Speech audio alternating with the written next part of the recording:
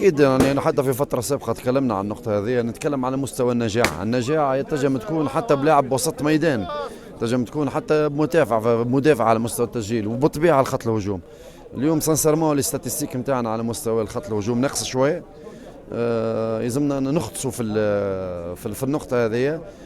فما عدة أشياء يلزمنا نفكروا فيها على مستوى الانيماسيون اوفونسيف، على مستوى تعزيز الخط الهجومي، على مستوى احنا مطالبين باش نلقاو حلول للمعضلة هذه. نقدروا نقولوا ان اليوم فريق الرجاء الرياضي الفار انقذ الرجاء من هزيمه محققه. مش فما دي ريغل دو جو، ما تنجمش تسجل هدف مسبوق بمخالفة، ما تنجمش تسجل هدف يكون مسبوق بتسلل. كيما عندنا وضعيات ينجموا يتزفروا علينا ضربة جزاء لصالحنا. سي لي في دو جو، ينجموا يكونوا لصالحك كيما ينجموا يكونوا ضدك.